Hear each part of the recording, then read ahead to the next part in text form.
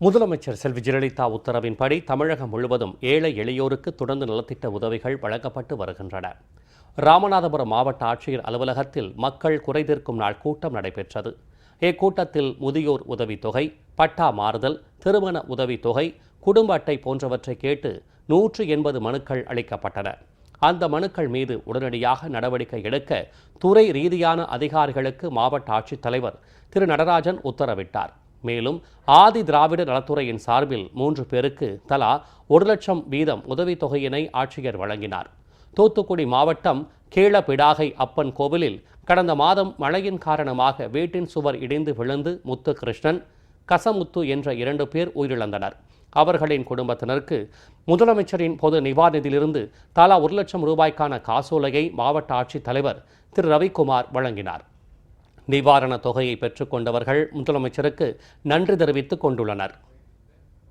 தமிழக முதலமைச்சர் அம்மா அவர்கள் இந்த ஏழை குடும்பத்தை கருணை காட்டி நிதி 1 லட்சம் வழங்கிய அம்மா அவர்களுக்கு கோடான கோடிய நன்றியை தெரிவித்துக் கொள்கிறேன். வீட்டுக்கார் சோறு இடிஞ்சு விழுந்து அதுக்காச்சுட்டு அம்மா உதவி வழங்குறாங்க. 1 லட்சம் ரொம்ப நன்றி.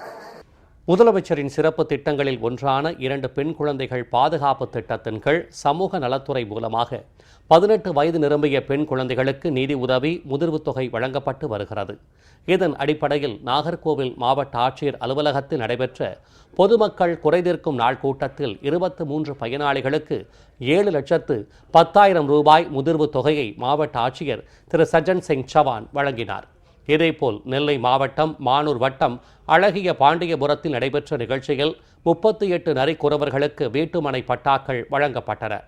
வீட்டுமனை பட்டா வழங்கிய முதலமைச்சருக்கு பயனாளிகள் நன்றியினை தெரிவித்துக் கொண்டுள்ளனர். சார், எங்களுக்கு திருநெல்வேலி பேட்டைக்காரங்க எங்கள் அம்மா ஜெயலலிதா வந்த பிறகு எங்களுக்கு நல்ல சலுகை வருது.